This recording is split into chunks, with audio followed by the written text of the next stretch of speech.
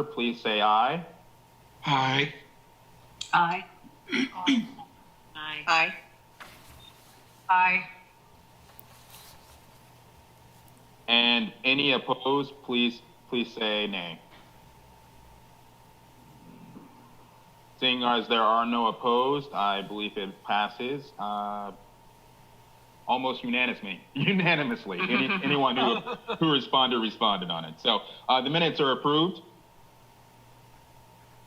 And to move on to our next item, I believe it is the city strategic plan update. Penny or Derek, would you have any information regarding that? Sure. Derek Rogers, Director of Parks and Recreation. Just kind of a recap of where we are and what we did. Saturday, July 25th, the city had a virtual meeting with our consultant, which is the Novak group, and went over our strategic plan and retreat. Basically, we looked at the 2016 with the city commissioners critical success factors, and from those critical success factors, we looked for the directional statements that go along with those for the desired future state and outcomes to define our success areas.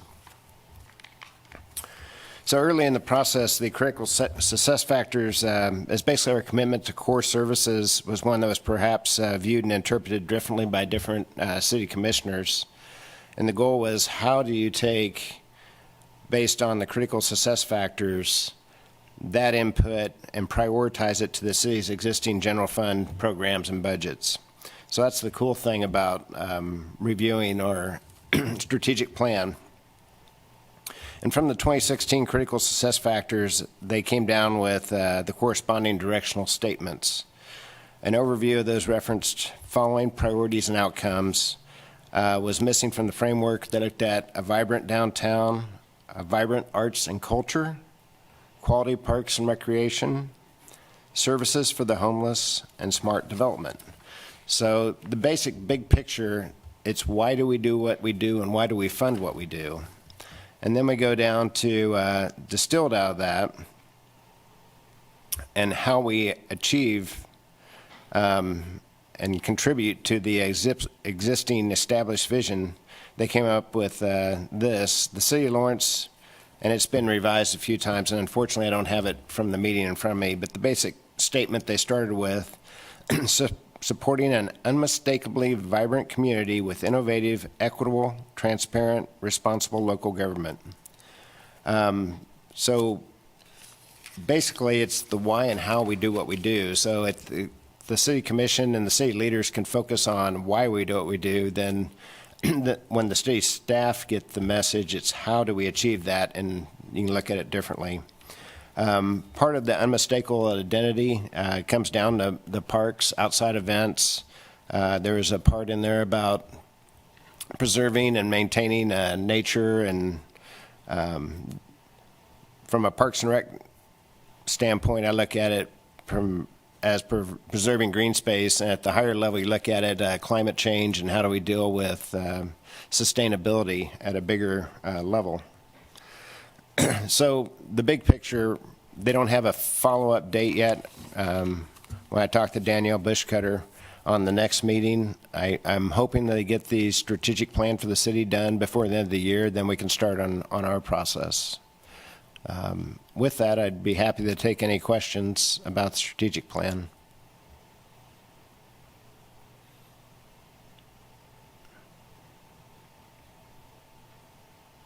Derek, Yeah. I had a chance to look at the agenda outline that was sent ahead of time. Mm-hmm. It looked like Parks and Rec scored pretty high in terms of priority on a lot of it. I was pretty pleasantly surprised to see that people value that our Parks and Rec department so highly.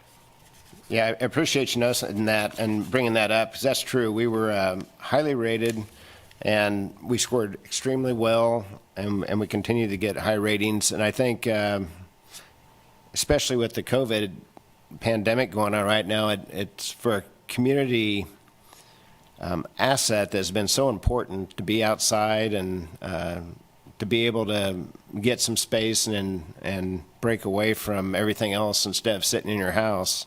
It's been really huge, and I'm glad we have the assets we got right now, and it goes back to the leadership of the city over many years in Horizon 2020, and a lot of things led up to where we are today. Derek? Yeah. This is John Nalbandian. Well, I looked at the results of a survey that was posted in there, and I didn't know exactly who responded to that survey, but it didn't look like the Parks and Rec entries were all that high.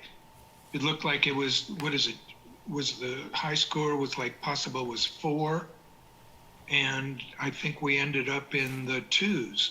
We didn't have anything in the 3s. Did I miss that?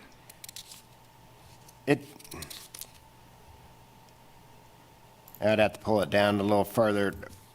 I guess it depends on what parts of it you look at and what was the priority, because they broke it down by top priority ratings, number of high priority ratings, medium ratings, and other priorities. But then they get down into it deeper.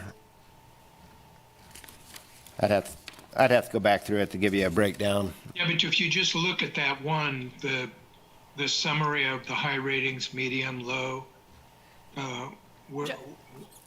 we didn't get that. We didn't get any high ratings, did we? City Commission average. I'd have to pull through the data a little more to break that out, which I can do. Well, I mean, what really matters is how the city council feels about Parks and Rec. So, they're feeling good about it, then we're okay. Yeah, I'm looking through it. Planning Development Services, I see a high of 3.4 and a 3s. Citywide average on the average priorities was 2.96. But I can screen share. I thought that was our highest. Let's see if I've got that. Jackie Becker, if you go to page 18, that's where you can see, Derek, some of the lower numbers. But again, if it's weighted, we did get the highest score in youth rec. And so maybe that's part of the reason why we have such a high, because we did get the highest score on that one. Yeah, the 2.8 on the youth sports programming.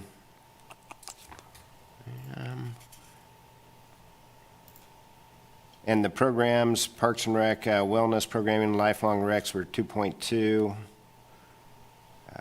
Right-of-way forestry maintenance, 2.0. It depends on what you look at. I'm trying to find the green space. Parks and Rec, trails and maintenance, 2.6. Athletic field maintenance, 2.6. Aquatics, 2.6. So if you can see what I'm sharing on the screen, so this is what we're referring to. These are by sub-programs. So you'll see at the top the program, which is what we call probably the department, and then the sub-program. And we're scrolling down to... Look at fire and emergency management. Okay. That's like fire medical average. Now look at those. Virtually everything in the first two or number of the top and the next highest, and then go down to Parks and Rec. It starts on this page, and then it carries over.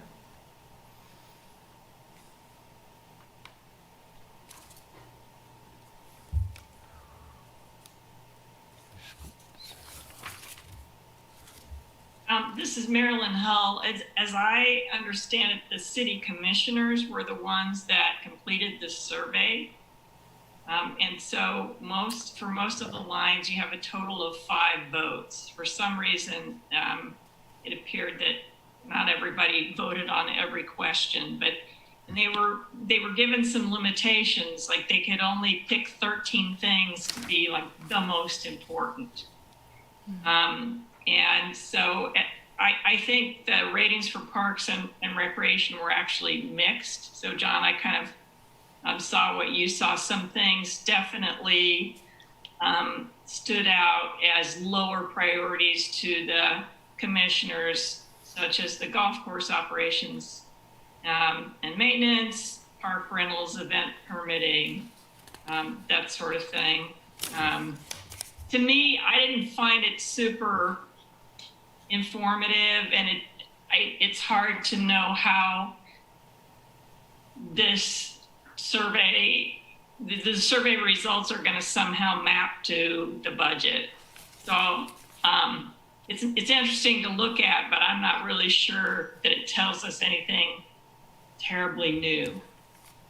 And Marilyn, to go along with that, one of the things you brought up was the right-of-way event permitting, whereas that was one of the things that the Novak group talked about. That's unmistakably Lawrence and bringing in those outside events to Lawrence. Yet, like you said, in here, the right-of-way was fairly low, and right-of-way was a 1.8, or at least under the MSO side, so I'm thinking that's probably where it was.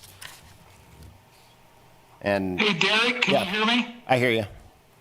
This is John Blazek. Marilyn, how'd you get that information that was all about the city commission? And I didn't get any of that, or did I miss an email? Or how'd you get that information on the city commission voting on all this? It's, if you go, Derek Rogers, Parks Recreation, in the attachment, a survey apparatus, it says, we have developed this tool to help and understand how the commissioners prioritize existing city services. So, yeah, I should have read a little deeper. Where's that at? It's in the attachment, the A survey of the apparatus behind, See if we can. at very back of the, after the surveys. So John, in our agenda for tonight, there was a link to the strategic planning retreat. I got it, yeah. I clicked on that link and it's a multi-page report. That's where I got that. Okay, thank you.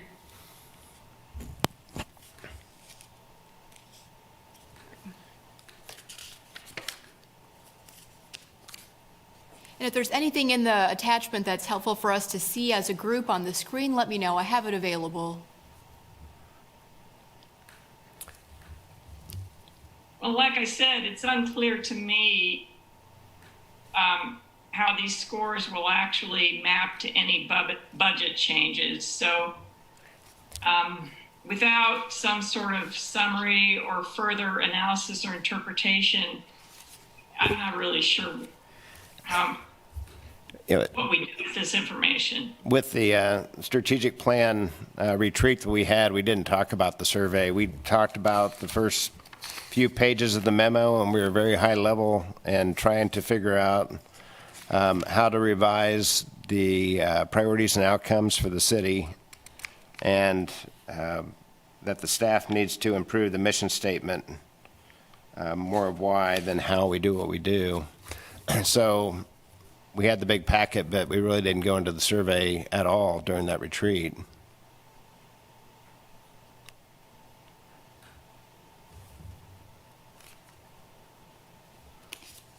And, yeah, it was mentioned, I think it was, I can't remember if it was Novak or who, but our unmistakable identity had tied to parks and events.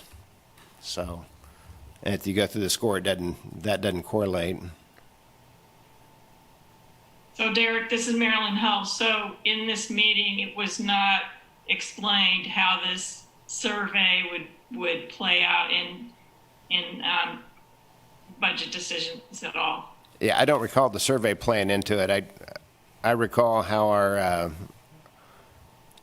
our critical core, our success factors, and our outcomes were going to play into it, and that was more the big picture of like our critical success factors.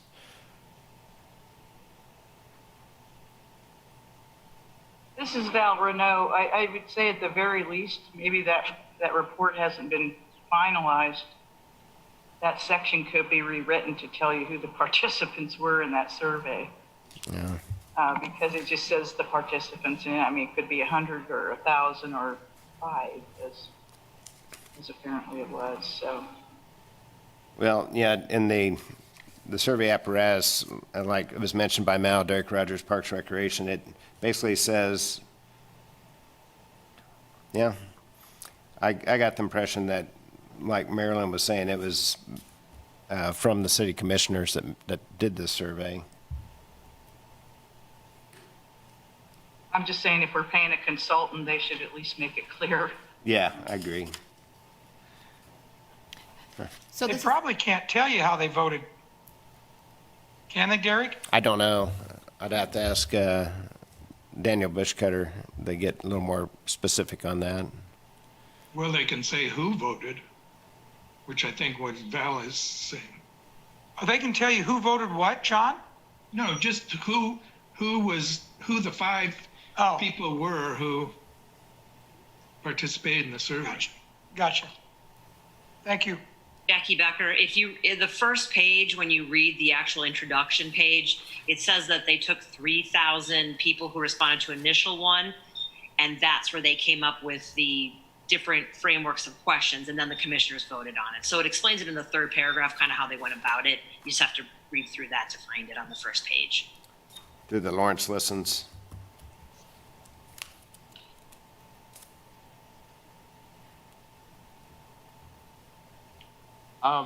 Derek, following that, I kind of have a question. So is this process just like a review process that they do it looked like the last one was 2016 or something of the sort, or did I miss something on that? No, that is correct. From what I see, it was last done in 16. Okay. So would it be applicable to this year's budget, or is this just more like a 4-year review? This will be for future budgets. So, because we've already got hopefully we have a 2021 budget. So it'd be a 2022, but it should be a great tool for the commission. And then once we have ours, it should be good for us to prioritize how we fund within the department. Also, this is John Nalbandian. Knowing the city manager the way I do, I think we can rest assured that the strategic planning is going to be a lot more systematic and periodic than it has been in the past. Okay. Thank you for adding that, John. That helps a little bit.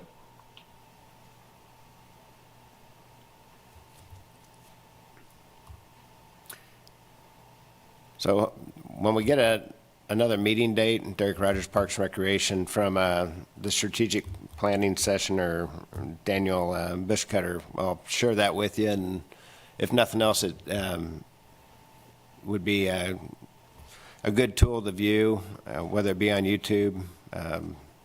The participation was high level at the last one, but it was an interesting process to listen to. Penny Holler, management analyst, and to kind of reinforce what Derek was saying earlier is, this is the city's strategic plan. So this is where the commissioners speak to kind of where do we want to be in this process, and in conjunction with the community and hearing that feedback. And ideally, if we are doing our budgeting correctly, we're prioritizing based off what's in that strategic plan.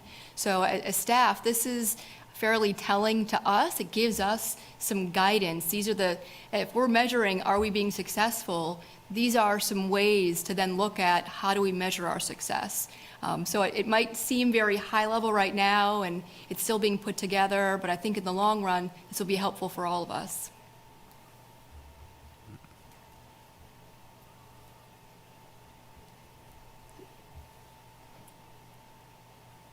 And I'll add, John Nalbandian, I'll add that the clearer we can make our budget, the department budget requests consistent with the strategic plan, the more likely it is to be received positively. Derek Rogers, Park Recreation, totally agree. It'd be really nice to have that. The priority-based budgeting tools, I think, could be helpful, but I don't think, at least for the city and for our department, they're at the level they need to be. Whereas sitting in on this retreat, I was getting excited about, okay, we're actually tying our critical success factors and our outcomes to what we do and how we fund things. Or how we should fund things, because you look at some things and go, well, that doesn't really tie as well as it should. Although, this is Bart Littlejohn, I wouldn't be super duper hard on yourself because I don't think Parks and Rec is ever really going to compete with like the importance of fire and police in terms of how the city functions. But you know, there were some opportunities on there that I could see, but I just wanted to reiterate that people are always going to rate fire and police a little bit higher than Parks and Rec. Yeah.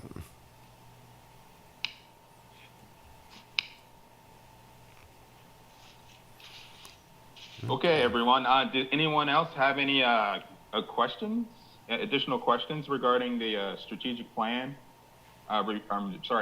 Strategic plan retreat agenda. All right, seeing as there is none, we can go ahead and move on. Looks like next on the docket is the school district and KU plans and their impact. Penny or Derek, would you be able to go ahead and inform us on that? Okay. Lee Ice was going to kick us off for that topic. After he went. Kick us off, huh, Leah? Ah, kick off the conversation. Yeah, let's talk about football. No. You know, the last couple of weeks, Derek and I have been on a new unified command with KU, Haskell, USC 497, Eudora, Lecompton, Baldwin, Baker, several outside agencies. And we're getting closer because they've got like a week to decide whether or not they're going to start their actual practices on Monday. And I'm talking our school district and surrounding areas. You know, with KU, that's a moving target right now. The Big Ten just recently canceled football. And so they're moving it. But now you got Nebraska, Ohio State, those people wanting to get in the Big 12. So there's a lot of stuff going on. They all feel the economic impact. I mean, the community will. I know Explore Lawrence, but again, talking with the health department, and Derek and I had a really good conversation with two doctors today. They're Dr. Marcelino, and I call her Dr. Jen because I can't pronounce her last name. Dr. Schrimmer from LMH. Either. But Not anyway, right now. and so all these things are evolving. I think the school board met at 5 o'clock today, probably still in session. There's so many things to consider. I mean, we're not starting school till the 8th. That's all virtual with the Lawrence School District. You know, the Kansas State High School Activity Association kind of kicked the can down the road and voted 5-4 to start as scheduled on August 17th. But then it really comes down to each individual community on what's best for them. And so what Lawrence has done, along with the Sunflower League, now it's up to each individual league to set the protocol and what their season may look like, what they're scheduling. I mean, to give you an idea with Lawrence, and I was on a 2-hour Zoom, can't even remember what day it was. I think it was Friday. It was, you know, the busing is a big concern. Both school-wise and athletically on how they're going to get there. There'll be no locker rooms. There's no training rooms. They're talking about no team dinners or other events. They're talking no van usage. So a golf team of 6 will have to use a bus, cannot use a van. Olathe and I believe Shawnee Mission has said that their schools can play other Sunflower League schools or a 30-mile radius, either or. I know Free State is outside that 30 miles, but it happens to be in the Sunflower League.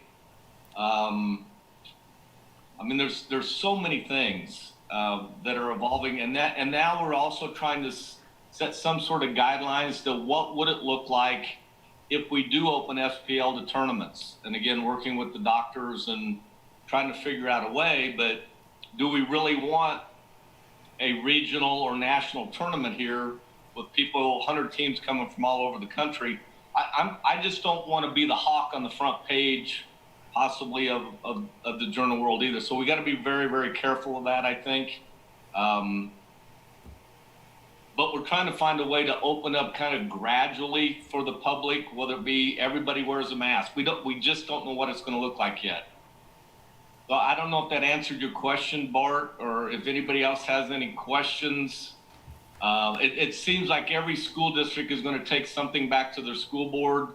And I know the Lawrence people were making recommendations. I don't know if they're going to vote on anything, but we should know more tomorrow. Derek Rogers, Parks Recreation, and Penny can share the screen with you in just a minute on, if she's not already. It's true. Okay, it's up there. Part of the goal of the Unified Command educational piece was for continuity, knowing that not everybody's going to do things alike, and I'm way down there on the bottom on movement and the gathering unit of planning. But what we're looking at is, I think the Lawrence High School, or USD 497's plan for in-person attendance at schools and sporting events. Their guidance is roughly 90-some pages.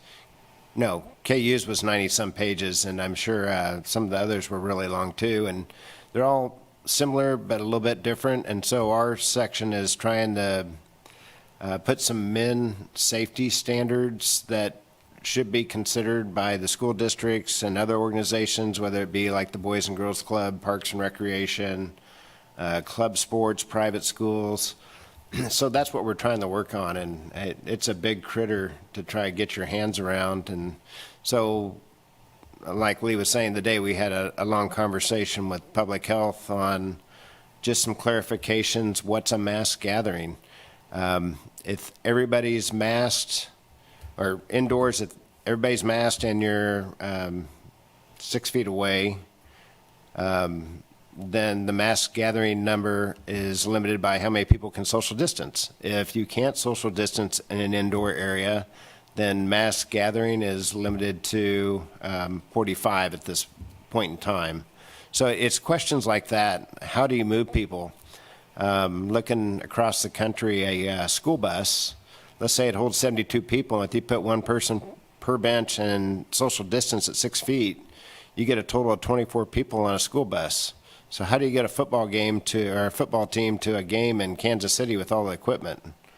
It's things like that the schools have really done in the draft plans that we've seen. I think a pretty good and thorough job of thinking through their processes. So from that standpoint, I think it's been a good effort, and it gets multiple people talking instead of being in silos. So if you look at the chart at the very top, you can see who the players are. You've got the county with Sarah Plinsky, the city with Craig Owens. You got Dr. Marcelino. I can't read the chart from here. I can kind of tell you who the names are. Dan Partridge. Dr. Marcelino, I think, was down in the public information or safety. Russ Johnson from the hospital. Yep, the hospital. So you've got many breakdowns. So anyway, like Lee had said, what questions, or do you have questions about the Unified Command or the Education Unified Command? This is Marilyn Hull. What's the bottom line then for Parks and Recreation in terms of your own programming? We'll meet the minimum. My opinion, and I guess as the director of Parks and Rec, Derek Rogers, there will be people that probably say, well, the minimum standard is this, and you're requiring a higher standard. And I answer to that is for public safety and in consultation with public health and the county and city and other agencies, this is where we stand. So we're still developing and reviewing that. Knowing that, this fall it will get cooler, and our goal is to, have our track. How do you get people in there that they can walk around?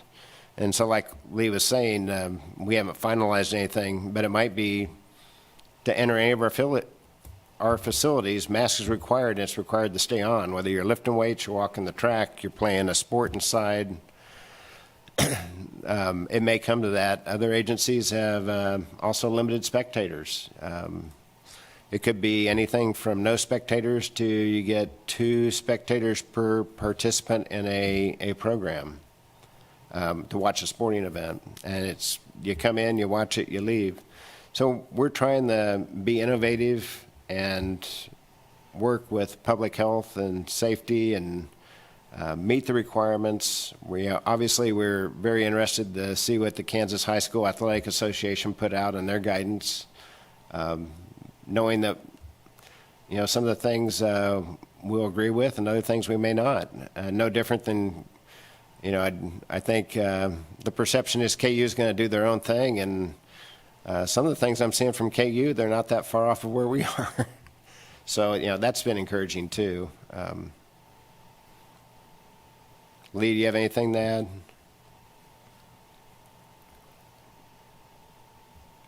I'm getting the headline no. Penny So Holler. this is Pat Phillips. Lee, I had one question. I know you were exploring as far as the mask and the 6 feet apart and, the distance in the buses and facilities.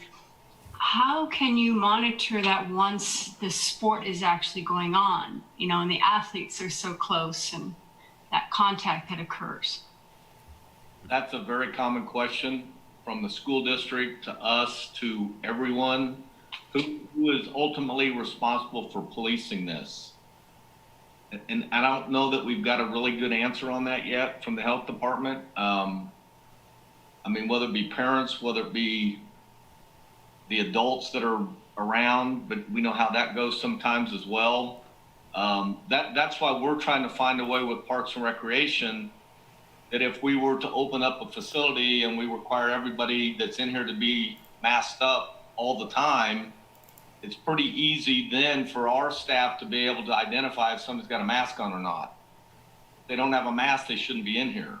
And we could police that, but it's that constant 6 foot distancing that's very difficult.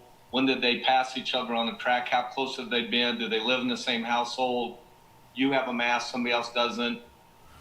That's what's very difficult to police. And so we're trying to find a way with Parks and Rec that if it's easier for our people to identify and we can provide at least some sort of, I think for example, seniors that, I see them walking out here at SPL every day. I see them out here in their lawn chairs, drinking coffee every day or sitting out there just socializing. A lot of it for this is a mental health aspect of it too. And that some of these people that live alone that love to come out here just to socialize, walk 2 laps and go home. And so if we could provide just a glimpse of something that they can do recreational and socially for 30 minutes to an hour a day, and if all they had to do is wear a mask to walk the track, I think we'd find people that would really adhere to that and do it because they want to stay open. And if we couldn't do that, then we'd close. That's some of the input we got from the health department as well. If people want it bad enough, they'll adhere to some of the things that you're asking them to do. Now, it may not be perfect, it may not be everybody, but the majority do a pretty good job. We found that out with our classes. Our classes have run very smooth. People that walk into our facility know they have to mask up until they get to their classroom, and then they're social distance. Some of them are doing both. Some of them are in mask and they're 10, 12 feet apart. So I think by adhering to what we ask them to do, we can continue to do what we do. Otherwise, the only other option is to go backwards and start closing things down again, and I don't think we want to do that.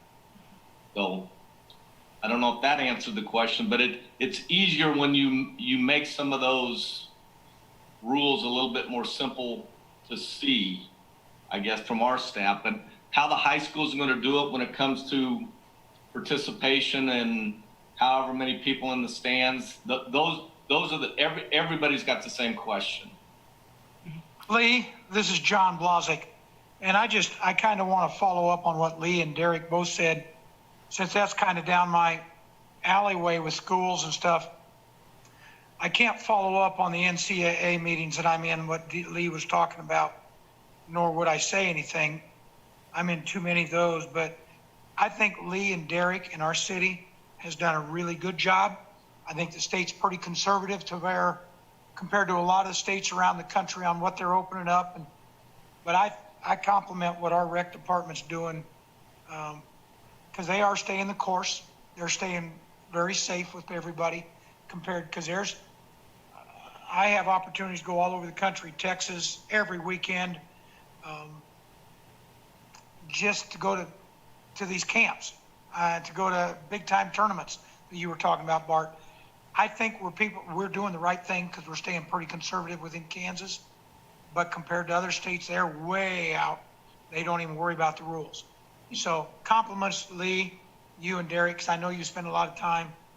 It's interesting. I had a 2.5-hour NCAA call about different leagues around the country today, talking about the winter already. So I think in their position, they have to err on the safe side. So I compliment what you guys are doing comparative to what I read and hear about all over the country. Thanks. And Derek Rogers, Parks Recreation. If you look at the Journal World, was it yesterday, day before, and you saw the soccer kids, KU kids, wearing masks playing soccer.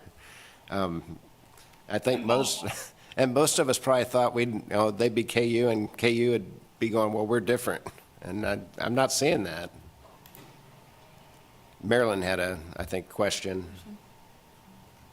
a comment.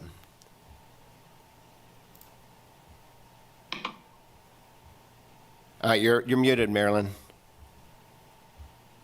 Sorry.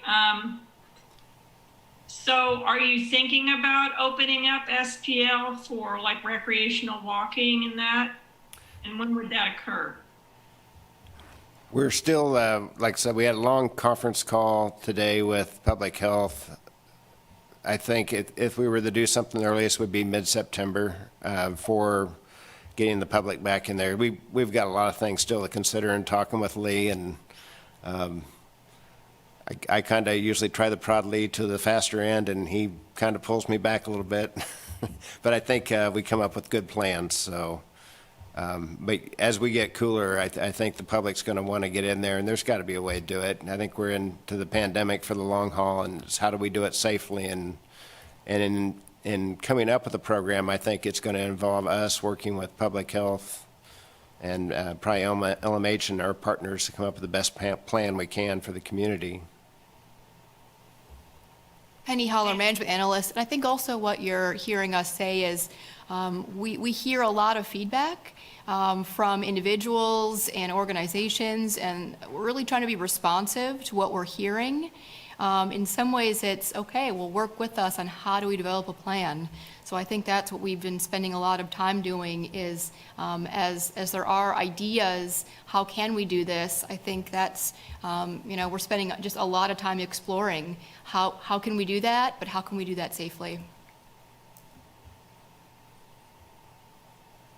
I have a couple of questions, and I do also applaud and appreciate the collaboration that you are all taking with our community to keep everybody safe.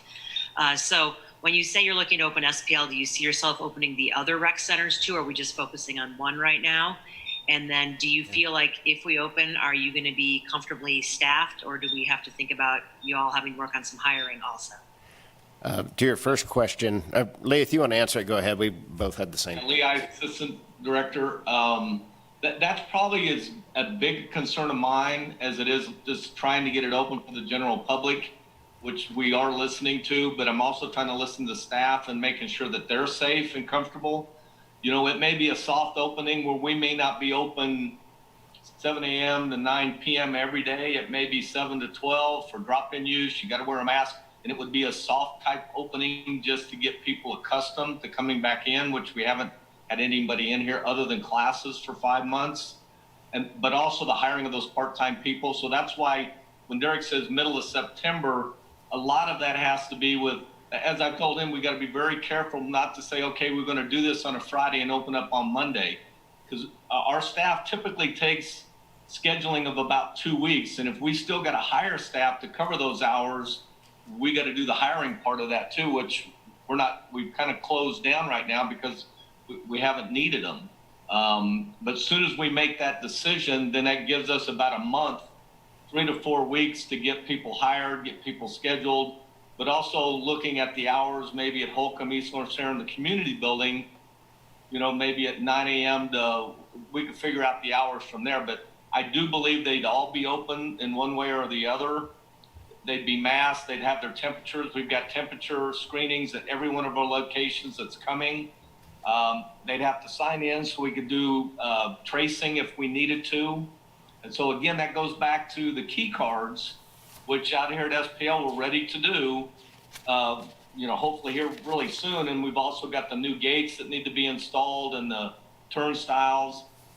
But again, we were looking at January 1 to implement the key cards at the other location. So that would really go as a sign-in that we really need for the tracing. And that, again, something the health department recommends, that if somebody comes down with a case at the community building, we could kind of identify and notify those people that way. So I would envision this being something that we would do at all our locations if and when we do it. Yep, and Derek Rogers, Parks Recreation, the equity piece is, yes, we want to open all the rec facilities at the same time so that, again, it's for the community. I know a lot of the community think only SPL. How do you work with a cardio room or a weight room? But the SPL is not the only place that has cardios and weights. And again, we had a good discussion with public health on how we can open up those assets to the community. This is Bart, Littlejohn. I am comforted by the fact, Lee, that you mentioned that you would incrementally do this, enact this process in terms of opening it up. I think that's probably the best idea, considering that, one, it's been closed so long, and two, like Jackie said, staffing might be more of an issue than previously thought. So, yeah.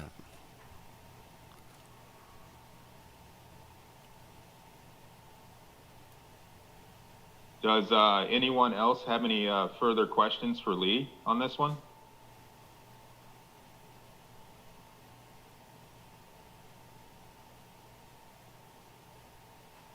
Okay, seeing as there are none, would have us go ahead and move on to, looks like next on our agenda is the Douglas County CARES Act plan.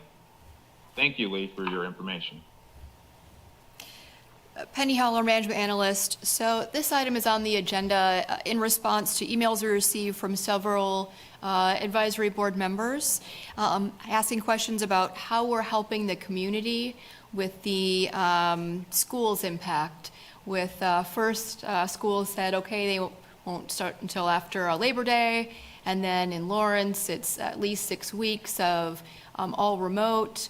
So it's how are we, trying to look at what we could do to support that.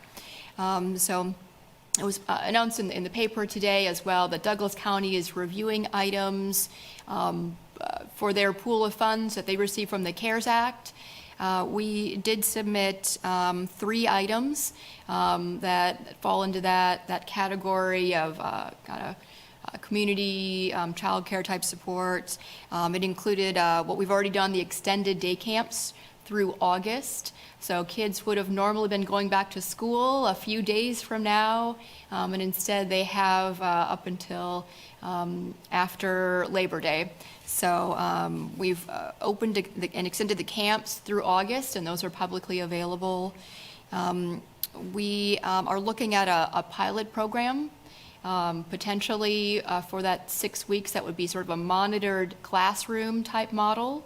Again, these are, we've never done this before. We're not sure what that would look like, but we have this idea. We want to explore how we could help members of the community that might benefit from this. So at this point, it's still a little high level, and we'll see how the funding ends up for that with Douglas County. And then we're also looking at a program for city essential employees for the fall, possibly similar to the day camps. Because as we know, there are water engineers with children who are essential employees. There are police, fire, med employees in various situations. So trying to look at how we assist and support with that. So those have been requested as part of the city's request for the CARES Act. At this point, it is now in the hands of the Douglas County Commission. They received 801 pages of requests from the city and community organizations for their $25 million pool.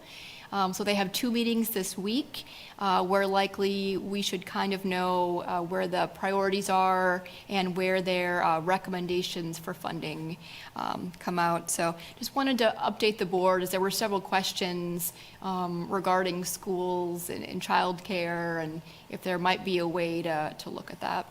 Derek, was there anything else you wanted to add on that? I was on an email or a Zoom with Jill Jolliker, the assistant city manager or county manager, and I think she said, $50 million in requests? Yes. And that the county commissioners were overwhelmed with what they had to process. And so we should see more, I think, by Thursday, and the state funding wouldn't hit till September 15th. I think the county commission has 2 meetings. One is this Wednesday, and then they're having a special session just to look at this on Friday. I think their initial reaction was, wow, when you have funding and you ask people to apply for it, they take you up on the offer. Thanks. Were there any questions that I can answer additionally regarding the programs we were considering, or a request to Douglas County for CARES Act funds?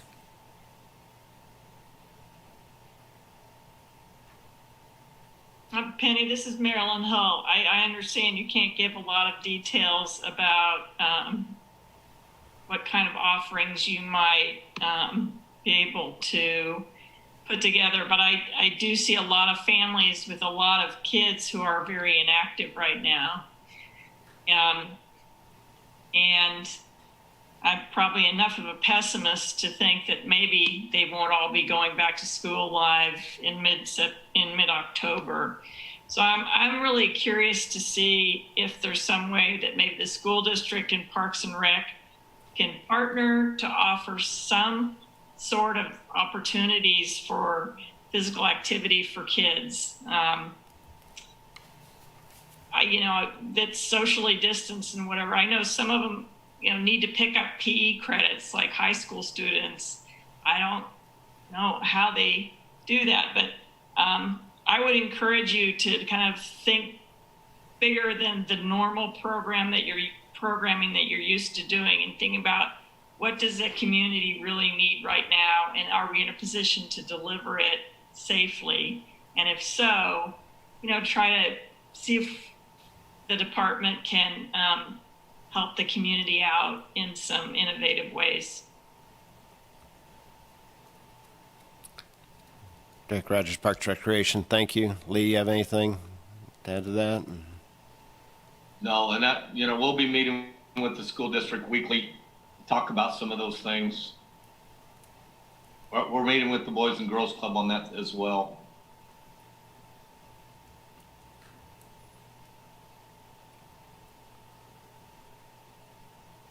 Thank you for that, Marilyn. Does anybody else have any questions for Penny regarding the CARES Act?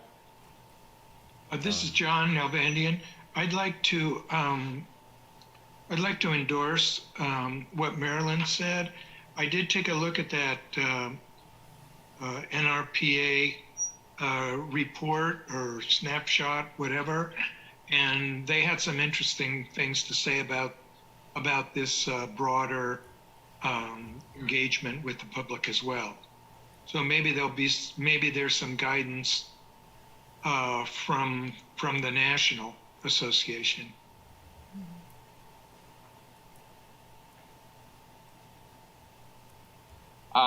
Yeah, this is Bart Littlejohn. I was able to see that as well, John, and actually it looks like a lot of people are just waiting and seeing exactly what's going to happen.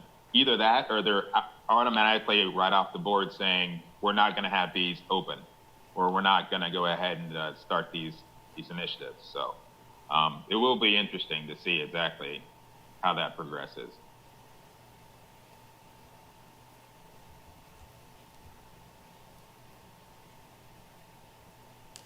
Does anyone else have any questions regarding CARES? Okay. All right. We'll go ahead and move on to the budget and revenue status update.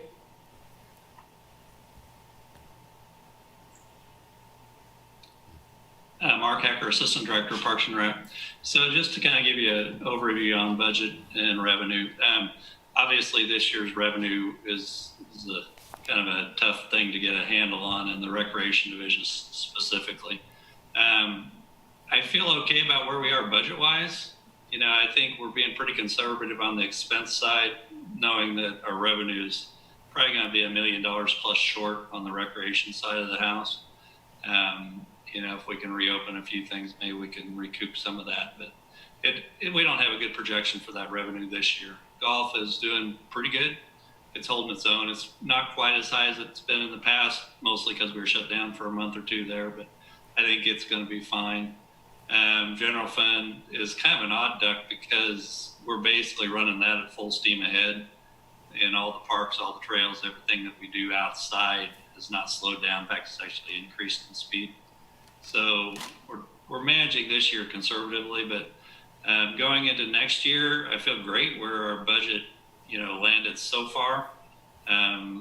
Cautiously optimistic, I guess. We came in with a budget of $13.3 million, revenue projections of $4.2 million, and then a CIP of $3.8 million. So, as the city manager keeps telling us, this is a placeholder budget. So in other words, let's go in, we'll set the maximum, and then as the strategic plan comes through, the priorities may get readjusted. So that may mean we pick up some money, we lose some money, depends on where the city commission wants to place their priorities. So I feel really good where 2021 is right now. I don't know if it will hold. I don't think anyone knows because no one knows what the tax is going to happen. Will sales tax hold? Will it go down? Will property tax stay the same? So I think we're playing the game as well as it can be played at this point in time. How's that?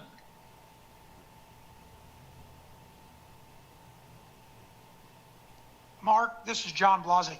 Did I hear you say taxes go down in Lawrence? That'll never happen. Come on, man.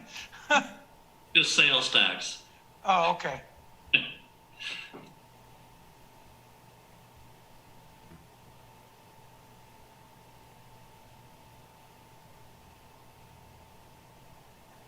Thanks for that, Mark. And I know that we're just kind of playing a lot of defense on that, so I understand, and thank you for that update. Does anybody else have any questions of Mark?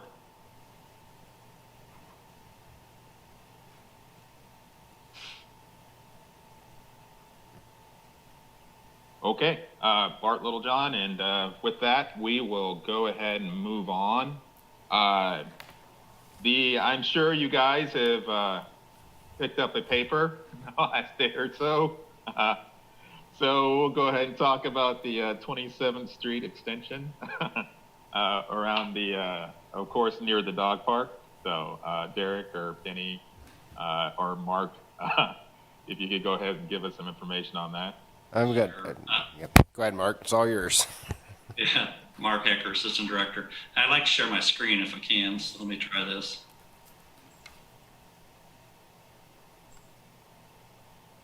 Everybody see a map there? Yes. Okay. All right. So yes, if you paid attention to the papers, we've had a couple of articles about the road extension from YSC and then how that relates to the dog park. We've probably had, I'm going to guess, 20 emails of dog park supporters who are interested in what's happening and or upset with what's happening, but they're not real sure what's happening. So this plan hasn't been really taken public yet, so I want to kind of run it past you first for initial thoughts or reactions. What we know, if you can see my cursor up here, the grant proposal that was put out was to extend 27th Street, which this is the YSC complex, extend 27th Street through to pick up across by the dog park. An alternate proposal that we've had in the CIP for 2 or 3 years is to do a back exit out of YSC, which is this other little trail here. All of these proposals would basically require us to do something with the dog park configuration. So right in here is the dog park parking currently. All of our plans call for moving that parking over to this road that goes down to the emergency to the spillway of the lake. And then we install fencing around the perimeter of the dog park. So in this instance, we aren't really reducing acreage of the dog park, we're just more containing it. I think a lot of the rumors that are out there, a lot of the concerns that are out there was that we were substantially reducing the dog park or taking away people's ability to use the area, which just isn't true. In fact, we've actually proposed, if you can see over here, this green area, we've proposed a 18-acre addition as a phase 2 to the dog park. Other things I'd like to see us do, either road here, I'd still like to add a parking lot over on the east side. You know, there's potential to add parking down here further on the east side. We could expand parking. This parking will be about 2 times what we have out there now. I'd like to look at modernizing the restrooms out there. I'd like to modernize, possibly put a second restroom over here. There's just a lot of things that I think we can improve, if people don't get too bent out of shape thinking you can't change anything. So I guess I'll answer questions or take input if you have input for me. And Mark, before we open up for questions on the preliminary drafted plan, can you talk about the public engagement that's scheduled in the next few weeks? Sure. So short term, I have a meeting Wednesday with about 5 stakeholders. It's some of the folks that are kind of talking in the paper a little bit. Meeting with them Wednesday morning out there, and I think Commissioner Larson's coming out and talking with us too. So this will be the chance to just kind of start to lay this plan out to folks. And then in September, I want to have a couple public meetings that, again, we just kind of announce a time and place, and we'll sit down and talk about opportunities for improvement out here. I really think this is something that's doable. I think once people see what we're thinking and then give them a chance to tell us what they're thinking, and I think we can come to a pretty good understanding of what we need out there. My goal would be to have the dog park changes done prior to the road. The road most likely is going to happen in 2022, so we're a year and a half away from it. So I think we have some time to work on a few things. Mark, I have a question, John Nalbandian. Are the people who are concerned about what's going to happen with the area, are they aware of the phase 2 addition? They're not. So that might be a real, a positive to be able to play up. Yeah, Mark Ecker, yes, I agree. I think there's a lot of opportunities to, once we start talking, instead of just kind of throwing banter back and forth in the newspaper, I think we'll have an opportunity to improve a number of things out there. Mark, Lee, Assistant Director, can I add just, it goes down, something that I don't know that we've talked about much, or is the why. Why are we doing this? Mm-hmm. I think if we go back several years, Parks and Recreation has visited with KDOT, we visited with the Corps of Engineers. If you've ever been out to YSC, and I know it's only a 3 to 4 or 5 months when you're out there for sporting events, but if you've ever been there when the tornado sirens have gone off and you cannot exit, this is a safety issue that we've been very concerned about for 15 years or more. And so the why, it came up because of that. We really want to enhance the dog park to make it better and more safe, but also to make it safe for the people that are at YSC. And granted, once K10 becomes 4-lane, this may not even be used that much. But for the time being, we have to find a safe route for people to exit at YSC when we are out there. When there's no sporting events, there's probably not going to be that much traffic. But when there are sporting events, we can see, there's going to be a traffic increase, sure. But if we have the fencing and we can make it safe and we can enhance what we've got there, like Mark said, with restrooms and a second phase, we feel that we can make it even better. Hello, this is Bart Littlejohn. Also, guys, I would probably mention as well that in terms of, adding, methods of egress, that would also help the dog park. Because right now there's only one way to get in and out of the dog park. So if you add this, also it could relieve some stress if, you're talking about, weather conditions or any sort of emergency or any sort of access or things of that sort.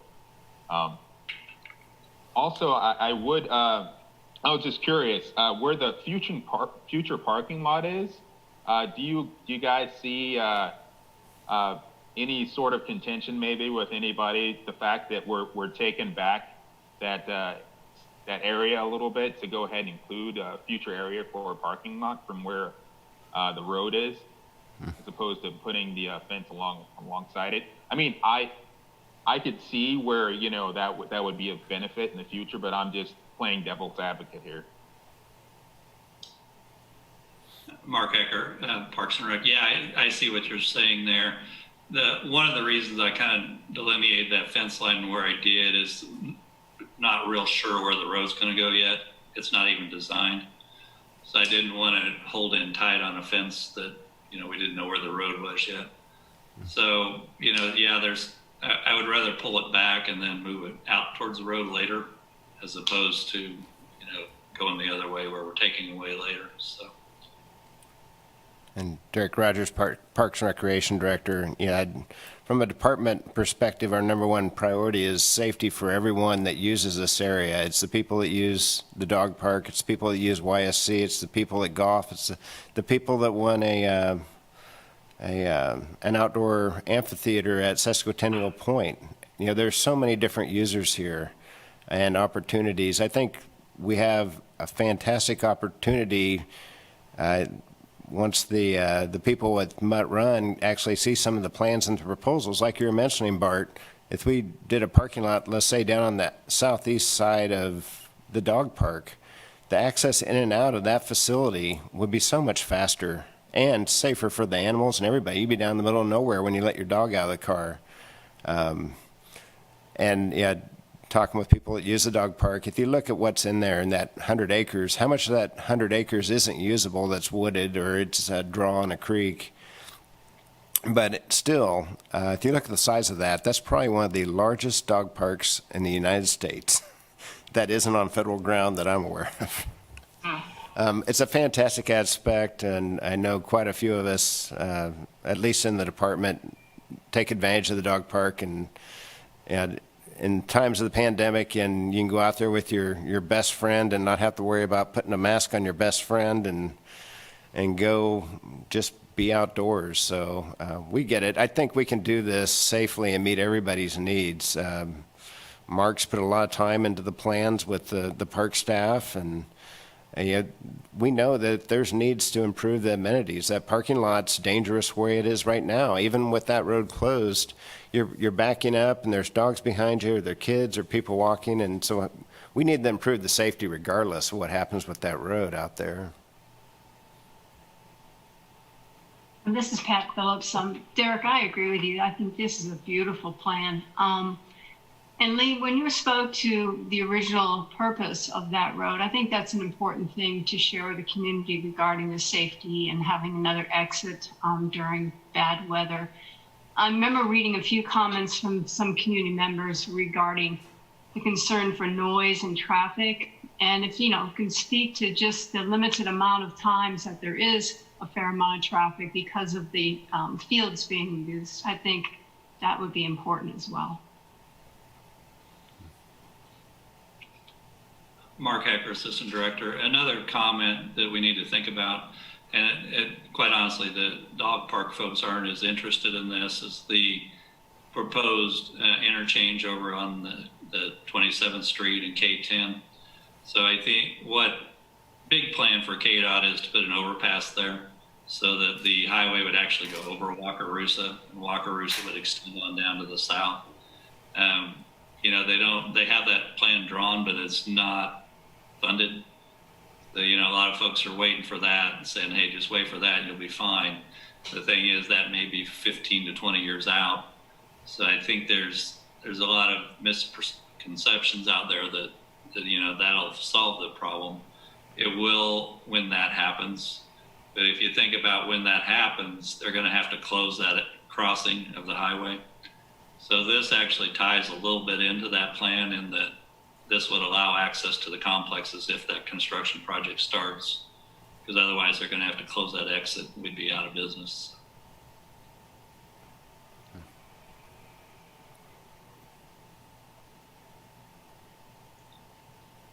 I guess I'm asking, is there anything you see here that's going to be a potential problem if we go public with this map?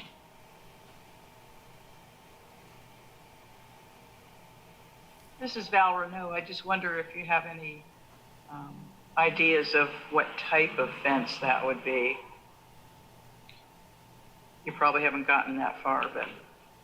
Actually, we have. What we're currently pricing, so the red up here by the parking lot, we were going with 5-foot chain link fence, and we'd probably do a black powder coated just to make it look a little nicer.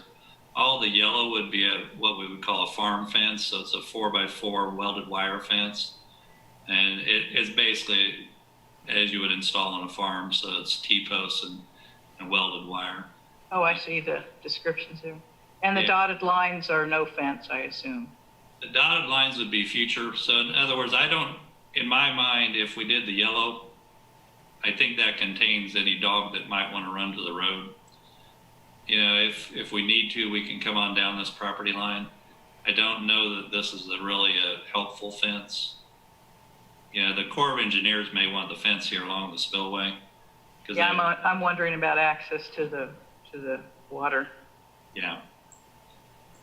Yeah, and there's, you know, the Corps doesn't want anybody down that waterfall area, but of course, there's a lot of people going down there. Mark, you want to talk a little bit about the bikeways along the road? That was another point of contention, and the spillway and how that relates. Sure. So the road here is what was drawn on the grant proposal. Along with that, they also extended a trail that went along the road and then went up through here. That has some interesting potential in that it allows bikers, if they're biking the lower dam road, that they could cut through here and hit the SLT trail. So I kind of like that idea. And then the other thought is this spot through the spillway has always been a little bit of point of contention with the Corps of Engineers, in that if we get water flowing across that trail, it would be nice to have an alternate route that we could route people away from that. So this would be an alternate route that we could let people go up here and then pick the trail up at the top of the dam. So I kind of like that idea. It wasn't in my original concept that we would put a trail here, but it's not a bad idea. I think it was part of the 3-year bike plan. There was also a bike plan for north of the spillway going up that dotted line for another bike trail was a future plan. I don't know if that was multimodal transportation or the Transportation Commission that came up with those trails.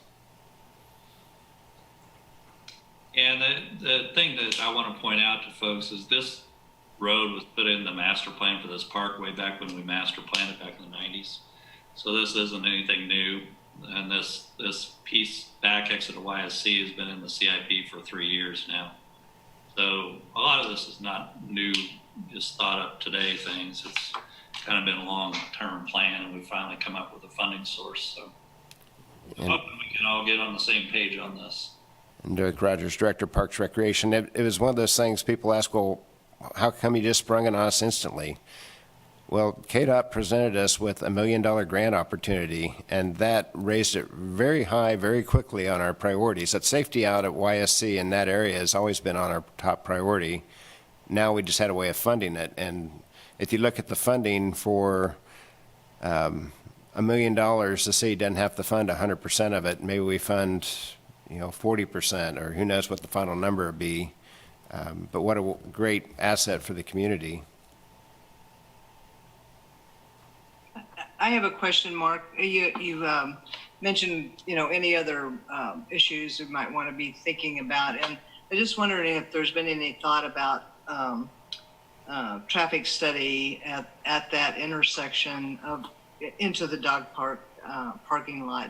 Just thinking about the safety of egress in and out of that area, particularly during times when the sports are going on. Because I could see possibly, people might be thinking about, we think of the backup of traffic at the other end, whether people would have difficulty getting in and out of that at that intersection, and whether there's, can provide, some data that would help answer that question if it's raised. Are you talking about this intersection here or this one up here? The first one, yeah, where we're going into the moved parking lot there, where you've got the red, red area, and just so that intersection right there. If you're pulling in to go to the dog park, then you're, and either way, I guess, if you're pulling in, if you're making a turn into the parking lot or coming out of that parking lot out onto that new road, whether there'd be any safety concerns that are created at that point. You know, I'd hate to say we're moving it from one area to the other. Although I know the other end of that intersection, at the light on the SLT is horrible. So, I've long thought we needed another egress, but just wondering about the traffic counts and how to respond to that as far as the level of traffic that would be there. I think that's a good point, and I'll bring that up with the engineers working on the project. So in the near future, we'll probably be doing an RFP for engineering of this. Mm-hmm. So as we look at how this might fly through here, we'll talk about potential traffic counts going each way. Yeah. And the second point, because in some of the comments that I read and concern about noise and, traffic noise there, or whether there are, and you're talking about a chain link fence or something, if there are any other strategies, landscaping or something that might help address some of, noise abatement, that would, provide some buffer between the traffic and the dog park. And Derek Rogers Parks. Something like that would be in the budget, but at least in the plan that would help provide that that additional feature. And Derek Rogers, Parks Recreation Director. If you go up to the north side, the road that runs east-west, that section about where the arrow is, there's a tree line there. And if you're walking your dog, you cross between the road and the tree line, and you just kind of S back and forth through there. But if you put the fence on just the inside that tree line of the road, first of all, one of the concerns was, would dogs be chasing cars? If the fence is inside that tree line, I think the dogs are going to have a hard time seeing the cars, and that is a natural buffer, which is helpful. I'll let Mark answer the other question on the open area on the north side along the road. Yeah, Mark Hacker, Parks and Rec. Yeah, I think, once we establish the perimeter of this, I think there's all kinds of potential to do some plantings on perimeter to kind of blend the fence in a little bit. Mm-hmm. This right now is just a big field that's hayed. Do we want to continue to do that, or do we want to make it more of a park where we're going to plant some trees out there? I think it all has potential to be interesting.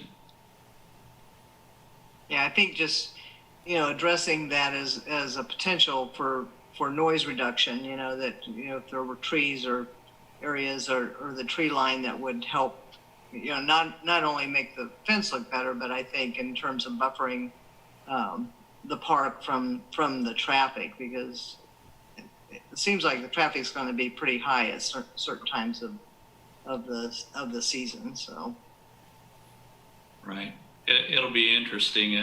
I think most people's tendency would be to still go to the light because it's their shortest way home. Mm-hmm. I think maybe people that are a little more in the know would go this way, that they can, take a slow road out of here, get up to the highway and get out just as fast or faster. Or if they're going south, I can see them coming, out here and turning down this way.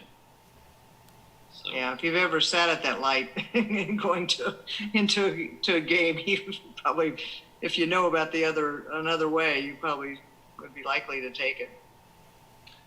Another point I might mention, if you haven't been out there recently, KDOT's actually doing some pretty interesting improvements to the intersection, in that we've added turn lanes coming off the highway, both coming into YSC and turning right on 27th Street. And then we're realigning the lanes on both sides of 27th Street, so that we have a little more direct lineup on the signal. So this is it's a project they're very interested in, is improving that intersection. And I think if you've driven through there since they've opened that leg over to Kansas City, you'll understand the traffic problems out there. So, and I think KDOT is understanding it too.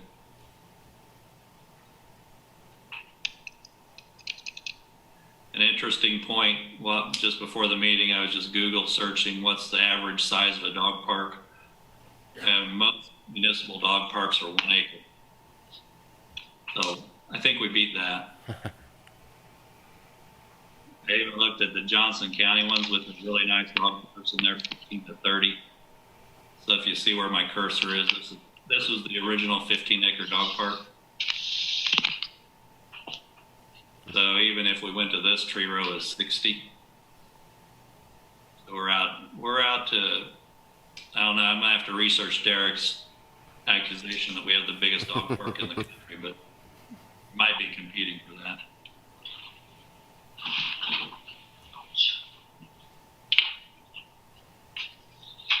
Jackie, I have one more question. Sorry, Mark. So with the future parking lots, that would be something before phase 2 of the other 18 acres, or how do you see the 2 parking lots coming into play? In terms of when they would be built. Mark Eckers, Parks and Rec. I kind of see the parking lot over here might build when the road builds.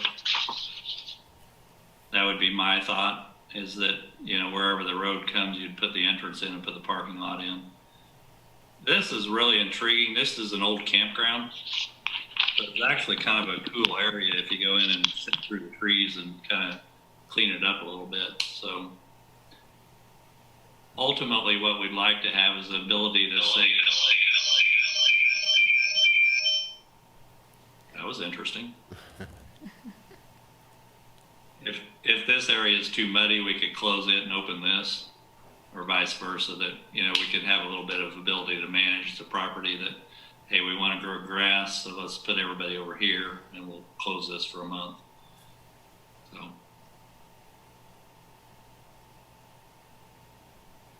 This is Bart, Littlejohn. The only thing I might see is if you have both of those open at the same time, is crossing the street from one to the other.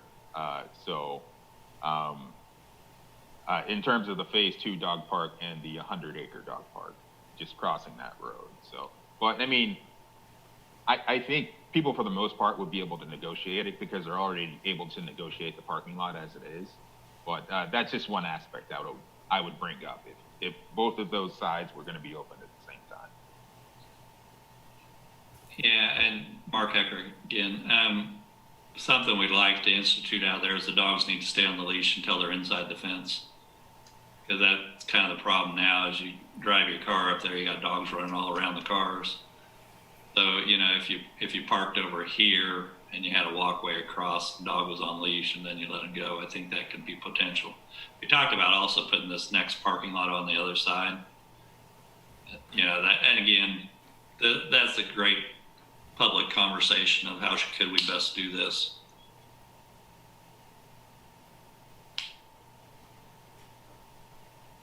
Cool. This is Bart Littlejohn. Does anyone else have any questions for Mark?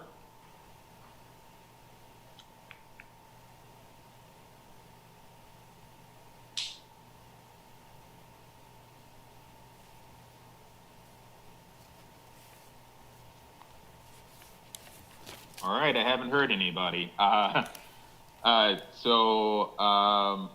being the case, I would entertain a motion. Well, do we have anything else that we need to go over, Penny, before I go ahead and entertain a motion to adjourn? Penny Holler, Management Analyst. I didn't see that we covered concerns or board member items of interest. Good call. Let's go ahead and do so right now. So does anybody, any board member have any item of interest or any concerns? This is Val Renault. I just had a question from I think it was from the staff report about leasing options for the Santa Fe Depot, and I just wondered how that's working and what's happening there. That's the depot that still runs, as I understand it, versus the Union Depot, which is a Parks and Rec building. Is that correct? Yeah, Mark Hecker, Assistant Director. Yes, that's correct. What we're looking at the Santa Fe Depot is potentially leasing the east end of that as a office space. So the city manager's office did a request for proposals. It was, probably been almost a year ago now. And we had a firm come forward saying they would be interested in doing the remodel of the east end, and then they would lease the property for 5 years. So we're currently in contract negotiations with that. It's been a little slow going with the whole pandemic thing. We kind of got off track a little bit, but hopefully in the next month or so, we'll get that to the city manager's office and see if they want to proceed with that or not.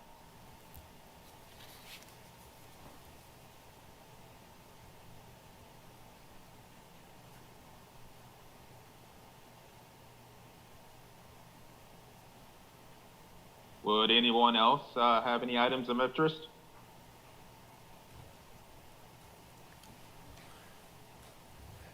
Derek Rogers, Director of Parks Recreation.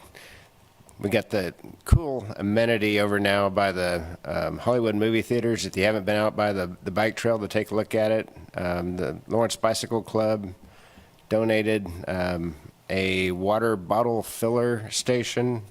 Parks and Rec took care of the getting the water line there. Really cool amenity. So I bike out there. I see it every day, but I don't cross Iowa. So I go down Burroughs Creek and along the Baker Wetlands. But I think as the community bikes, I think they're going to see that as a huge amenity. It's pretty cool. So if you get out there and you're walking the trail or biking, please stop, take a look at it, fill your water bottle.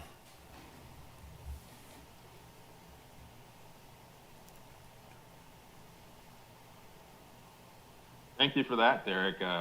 Appreciate you adding that and letting everybody know. Yeah, we really appreciate all the great work that you guys have done.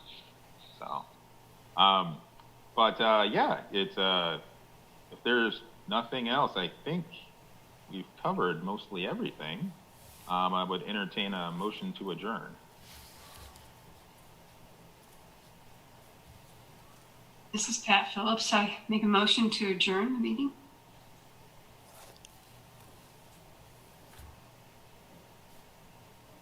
This is Sandy Hall. I can second. Okay, we have Pat Phillips. This is Bart Littlejohn. We have Pat Phillips with a motion to adjourn, Sandy Hull with a second. Seeing as, does anyone else have any comment or questions? Seeing as there are none, I think since I didn't do a roll call in the beginning, I should probably do one at the end. All those in favor of adjourning, just to go ahead and state your name. So, starting with John, since John Blazek. John Blazek, I agree. Pat Phillips. Pat Phillips, I agree. Val. Val Renault, I agree. John Nalbandian. John Nalbandian, I agree. Jackie Becker. Jackie Becker, I agree. And Sandy Hall. Sandy Hall, I agree. And so do I, Bart Littlejohn. I think that's all of us because we had. Pat Collette. Yeah, Oh, Pat. Pat?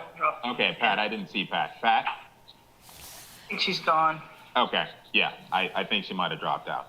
Okay, and seeing there are none opposed, I'll go ahead and say this meeting is adjourned. Thank you, everyone, for attending. I really appreciate it. I think this was a pretty good meeting in terms of content, so I'm glad we were able to go ahead and discuss some items there. Thank you, Bart. Yeah, thank you all for Thank you. what you do. Bye, everyone. Be safe.